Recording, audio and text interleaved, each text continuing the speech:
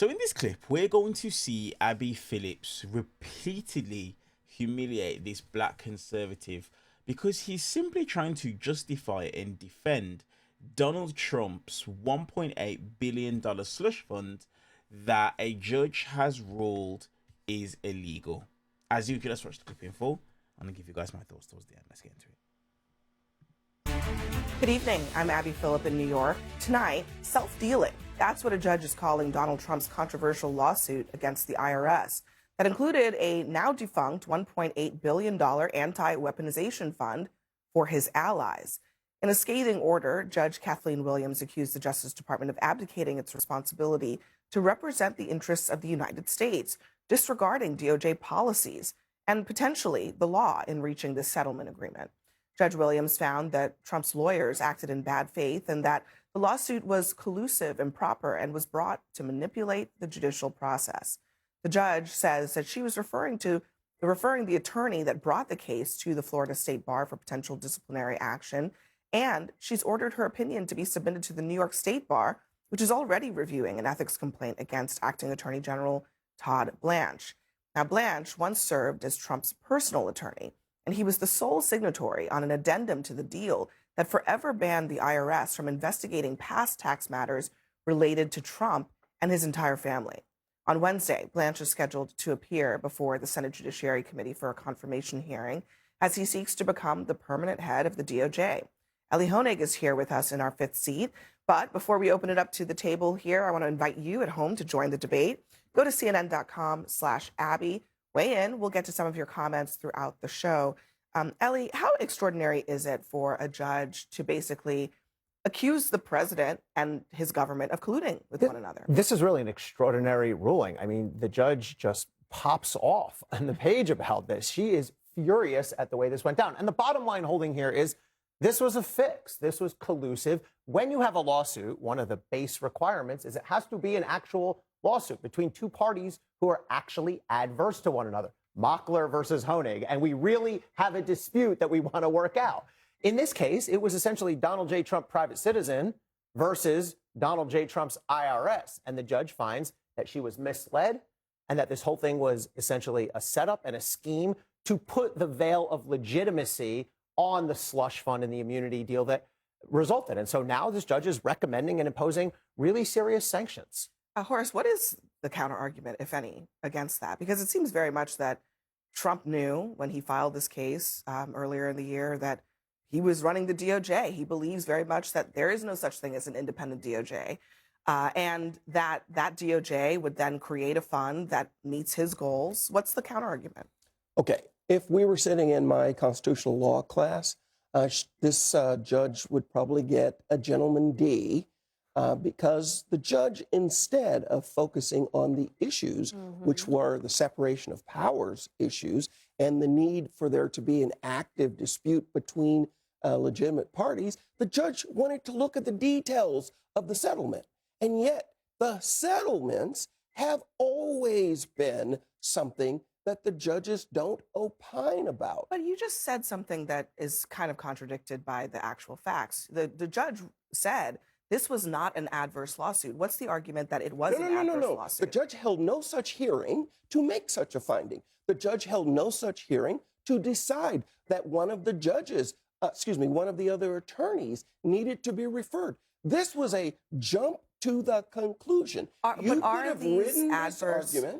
adverse parties? You could have written. Horace, are these adverse parties? Abby. Is the president and his own government that he has asserted he controls the DOJ fully, are they adverse to one another? If she wanted to I'm asking you that. You're a constitutional attorney, as you keep telling me. What's the judgment of it? Of the law, she could have gotten a ruling that wouldn't be Horace, ridiculed. you have yet to answer my question.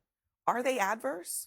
I'm telling you that what is the lead story tonight is about a ruling by a judge that didn't stay in that judge's I'm going to say Okay. asked and unanswered, as a judge would say. Asked and unanswered. I would say. I didn't hear an answer to that If you question. look at the ruling, the judge does not say, I just find that this settlement is so outrageous it cannot stand. That is not the basis of the ruling. I read Hold on. 56 The pages. basis of the ruling is exactly what we've been talking about. These were not genuinely adversary parties. You said they didn't hold a hearing, but the judge took briefings. The judge took factual submissions from both sides and said, basically, what I'm being told here by the plaintiff and defendant, but the people on both sides of this case, is nonsense and is unreliable, and I discredit it. And that's what judges do. She right, said go ahead, that Emily. she didn't hear from the parties, and she took the Well, fact you're a that they law- failed to provide answers. I as wanna evidence. Can I say- Hold on, can I before- say, you're a law- you're a just to law be clear, professor? you also just acknowledged she asked for the information. She was not provided with it. So the idea that She's she a did, judge. She yeah, could hold call a on. hearing. The idea that she did not, she was provided information that countered that viewpoint is not. You just acknowledged. Wait, Go ahead, Ashley. You said that if they were in your law class. Well, I have been in law classes before, and law professors often pose a fact pattern, and then they start to distort. So perhaps if you want to submit that the judge did not have a hearing and all that stuff, can you answer Abby's question? Like, in a different fact pattern, do you feel like they were both adverse parties? Not what the judge did, but from your constitutional, legal, rigorous brain, were they adverse parties? What I said from the beginning is if the judge had stayed on the facts. That's not the question. That would not land. You won't let me answer. The Socratic You won't method. let me Look, answer. I think As a professor, you know if that was the Socratic method, hold on, they would Horace. rip. If would you not actually take that from the answer, student. I'll let you finish. But if you don't answer, we're moving on to Emily. I think we. Go ahead. If the He's not. judge had simply said No. that we don't Okay. have All right, I'm moving on. adverse parties. Horace, you Go- would fail your go- own class. go ahead, In the Emily. I'm going to agree with you. I have a Go different ahead, reason. Emily. I feel like we're just still all missing the point here. I think what you did say correctly was that this isn't the point of the story. I will never understand how Trump was wronged. And yes, the guy is sitting in jail, I'm aware. But the whole point of this was to get justice. And the fact that Trump is now being painted, what do they say? They're acting in bad faith. I just feel like that's very convenient for a judge to deem, okay, they're acting in bad faith. And what I find insane that we're not talking about is now this judge is basically penalizing the lawyer. He cannot practice law for the next year in South Florida because he's representing Trump out of what she has deemed as bad faith. And I just feel like that's exactly what the point of Trump's fund is. This is weaponization. Well, to answer that, here's what the judge said in her ruling. She said, the nature of the suit itself and the conduct of the parties and counsel from its filing make it plain that this was an attempt to use the court to provide some legitimacy to an agreement to confer immunity to people and entities affiliated with the president and to earmark billions of dollars from American taxpayers to redress grievances not defined in the law. Yeah, but that so would that's have why helped they're, I both mean, to answer parties. your question, I mean, she's basically saying, yeah, you get sanctioned because you can't use the court system as a smokescreen for allocating billions of dollars that Congress did not appropriate, and B, for granting immunity that she later says in this case is not even I want to talk about. It's I want not to talk even about legal. both. I want to talk about that. You can debate the immunity for the family. That's fair game. But we're talking about Trump's fund. When I came on last time, you guys called it the slush fund, whatever it is. This was a fund to help people who have been weaponized by the government bipartisanly. That is a good thing. This framing that it's some bad thing that Trump is benefiting from, That's he's not questionable. pocketing the money. That's He's not let me pocketing just the walk through money. the- And I let me feel like just we're walk through the facts. rebranding it as if Intent it's is something questionable. negative. Trump was. Oh, by the way, no, sorry, I want to speak to his children for a minute. When they accused Trump of colluding with Russia, his family suffered. They suffered the consequences of that. They were debanked. They were debanked because they were affiliated think with they're him. doing okay I think now. he's protecting This is his family just like- from They recruit- the This is not the all-purpose weaponization airing of the of government. grievances. Yeah, good. Let's stick That's what the judge hold on. did. That's Hang on. exactly- Hold on, Horace. Let's stick with the I'm gonna facts let, here. Donald Trump Ellie was and then Adam. wronged by the illegal leaking of his tax returns. That person was prosecuted and imprisoned, like you said, and he probably would have been entitled to some redress from the government. He was wronged. He puts in a lawsuit for how much? You remember? That's my point. Hold on. That 10 wasn't billion. her job. 10 That billion. wasn't Hold on, her- Horace. I'm talking about the facts of the We're case. answering actual $10 questions that are asked, billion not other with a questions that were B, not asked. and then the settlement of this I'm owed $10 billion is what we're going to do to settle what was done to me is give out $1.776 billion to anyone who comes along and claims weaponization, including violent January 6th rioters. Not the basis of the judge's opinion, But that's where this whole thing comes from. All right, That's Adam, what she go ahead, actually Adam. said, Could have though. all been That's my avoided if you problem. just- Okay, this is what terrifies me about the direction of this country. I don't think there is anything Trump could have done that these two conservatives wouldn't be defending with their Oh, that's fullest not true. heart. And the fact that you Absolutely. said that means that, first of all, you're jumping to Absolutely. conclusions. Okay, let me ask On you a few this show, questions. I've condemned Let me him ask you a as few many questions. times as I feel like it. And that was the stupidest answer I've ever heard in my life. We're discussing facts, Do you condemn and you're Trump like, for pumping they're not going to Let me condemn ask you, Trump. do you condemn What Trump a for dumb pumping answer. Palantir after buying its stock? Do you condemn Trump for getting a Qatari jet and then using it to get a deal with Qatar? Do you condemn any of this? Do you condemn Donald Trump getting a cryptocurrency, having UAE donate $2 billion to that cryptocurrency and give them chips? Do you First of all, condemn any of this? I didn't even know about the Palantir So you thing. don't I know want to about read it. the facts You before won't I take condemn your any of this. judgment. This is what I'm based saying. on your judgment, There is an it could be that insane you're amount of corruption. you're not bipartisan. There is an exactly insane here. amount of So I'm corruption gonna look and at the enrichment facts. coming from the president right now. He is enriching himself, his friends. He is enriching the people who have broken laws on his behalf. And the people on this panel, you'll sit here and defend all of this. You couldn't condemn any of the things that I just listed. Todd, will you condemn that? Will you condemn Donald I Trump will tweeting out the condemn- ticker sign for I will Palantir? condemn a judgment. Will you condemn him tweeting out the ticker sign of PLTR after buying $1 million? of Actually, I Palantir? won't Hold because on. that's really stupid. Okay. Oh, him so you guys won't condemn this. Yeah. This is going to be an issue for Todd Blanche. He's up for confirmation. No, that's right. And tonight, Manu Raju was over on Capitol Hill. He talked to John Cornyn, who said he's not making any commitments. Cornyn said that he has concerns with this ruling that the judge made, and he's not making any commitments about whether he's going to support Todd Blanche. The other thing is that they're hearing from others, including the New York Bar Association, that's arguing against Todd Blanche, basically saying that he's abused the prosecutorial power of the Justice Department. He's failed to respect the constitutional rights of citizens. He's placed loyalty to Trump over everything else, among other things. It does feel like this ruling from the judge, whether you like it or not, is coming at the exact worst time for Todd. You're exactly right, and I wonder about the timing of it.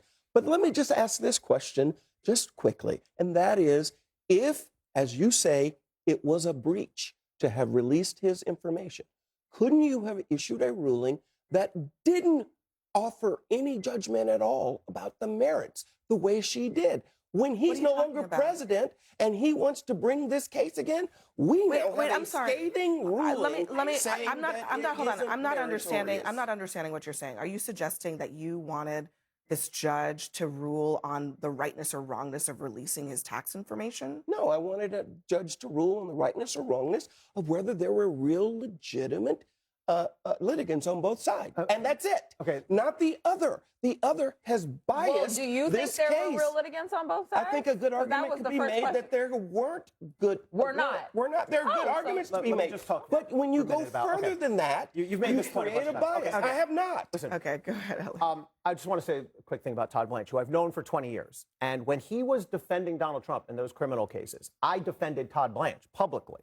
I said, why is everyone getting so upset about the fact that Todd Blanche, a criminal defense lawyer, is defending a criminal defendant? That's the job. He should be respected for that, okay? Since Todd, and I've been friends with him for 2 decades, since he took this job, as Deputy Attorney General and Acting Attorney General, he has completely flipped. He has completely rejected everything we knew and were taught at the Justice Department about the unvarnished truth, whether you like it or not, about respecting the awesome power of DOJ to prosecute and take away someone's liberty, about doing this job separate from politics. Todd has completely flipped. He's a different person now than I We're gonna knew. let that be the last word. Ellie Honig.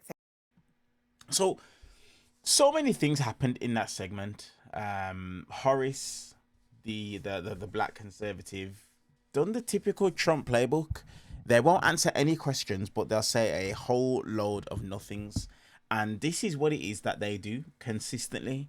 They won't answer anything or address any question simply because of the fact that they don't have the answers.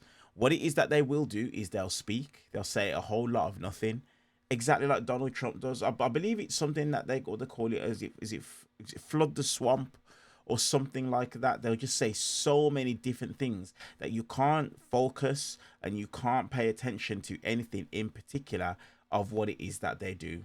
So it's absolutely no surprise to see that in any way, shape or form. The second point I want to touch on is Emily, Israel First, Emily Austin. That's what I always call her, what I always refer to her as. Adam Mockler made a really good point, and it's the fact that these guys cannot go against Donald Trump in any way, shape or form. They can't. And the reason as to why is because it's a cult and Donald Trump is the cult leader. And if at any point they go against the cult leader, take a look at what happens. Take a look at Thomas Massey. Take a look at Marjorie Taylor Greene. Take a look at, is it John Cornyn and some of the other senators as well that have spoke out and gone against Donald Trump. As soon as Donald Trump says to his base, we no longer F with these individuals, this is what happens. The entire cult, they will follow exactly what the leader says. And that's the reason as to why none of them can condemn anything to do with Donald Trump. That's why you very, very, very, very, very, very rarely see anyone on the right, anyone in and around MAGA, who will call out or condemn anything that Donald Trump does. But they want us on the left to condemn anything that it is that people on our side do. A beautiful case in point, Graham Plattner. Everything that Graham Plattner has been accused of, Donald Trump has been accused of, and in some cases actually found liable for, and more. But MAGA have the audacity to try and accuse people that are on the left of it. This is modern day MAGA. This is what they do. This is how they conduct themselves. Let me know your guys' thoughts down in the comment section below. And if you're still with me, do me a favor, hit the subscribe button. We're on the road to 100,000 subscribers and we're less than 10,000 subscribers away. Help me get there. Appreciate you guys. See you guys in the next one.